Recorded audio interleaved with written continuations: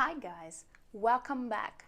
My name is Anna and today I thought I could introduce you the effective communication tree.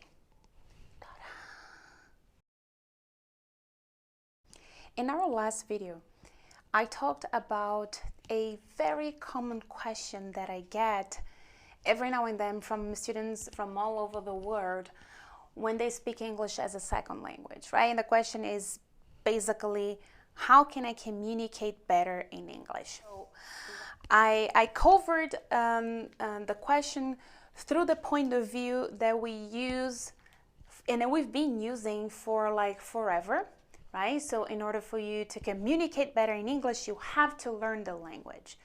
And then this is basically acquiring more linguistic knowledge, improving your language skills.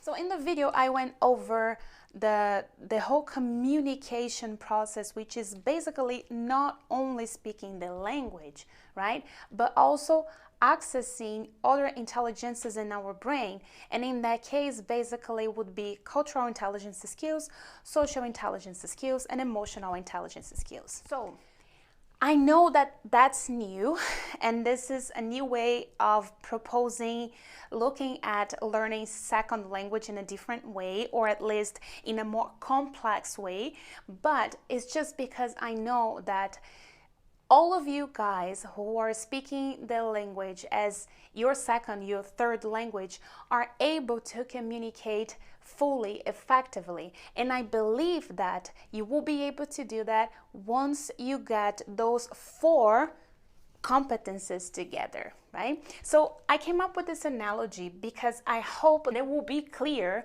and you will be able to see it, how mixing those 4 competencies can make you a better communicator. So, okay, then you have the tree, and then you have the 4 spaces in which we are supposed to fill in with the competences. So let's start with the roots, right? So what is the base of our tree? So the base of our tree, it would be your cultural background, right? And for you to access this and incorporate this in your communication process, you have to have access to your cultural intelligence skills. Here, you're going to consider your own cultural background. You're going to consider the cultural background of the people who are listening to you, and you also are going to consider, or at least be aware of the cultural context of the English language, right? So language, it's part of culture. So you cannot take those 2 apart. They are supposed to be together. And that's why they are the base of our tree of communication right here. And then you have the trunk, right? So the trunk is this solid piece of wood, and that's going to be the structure that is going to hold your tree together, right? So this solid structure is going to be your linguistic skills or your language skills. I hope it fit over here. Yes.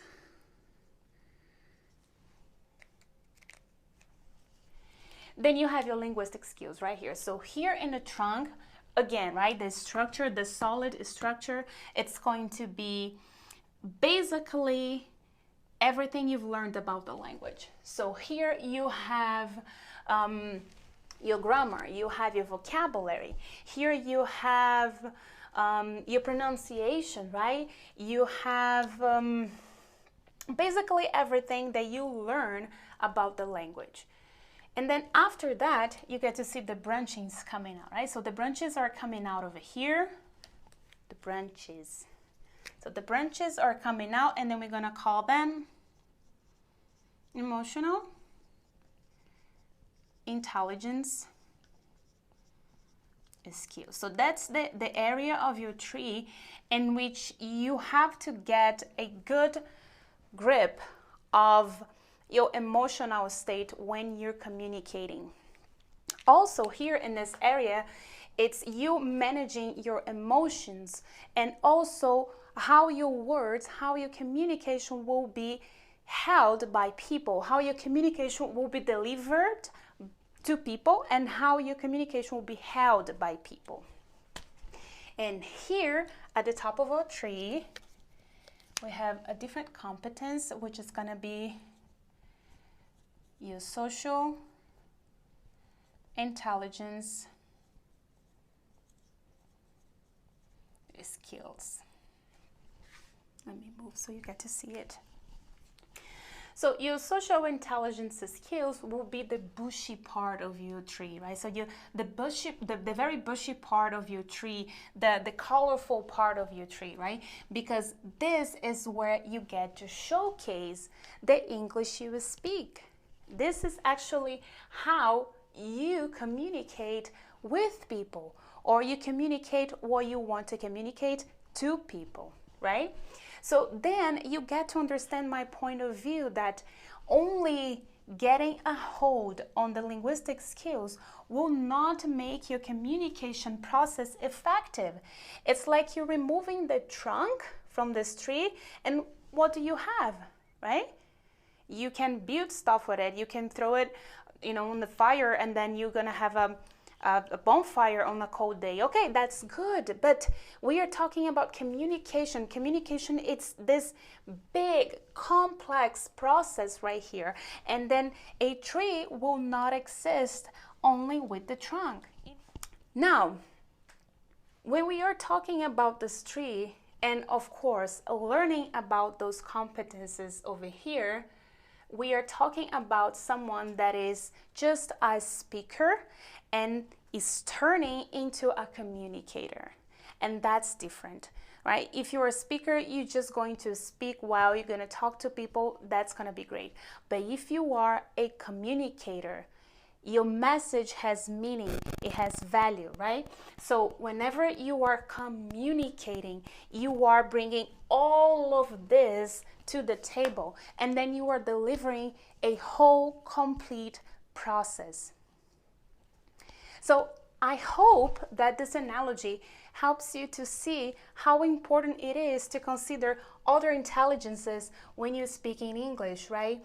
And how linguistic or language skills will not be enough, okay? I'm not saying that you should ignore them. You cannot ignore that. You need them, right? But then they're not going to be enough if you need to communicate effectively in English.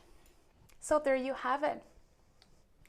I hope this analogy has helped you to understand what it is, this communication process, and how this communication process cannot be reduced only to learn linguistic skills. You have to develop all those competencies together, then you'll be able to become an effective communicator. I hope to see you around. Mwah.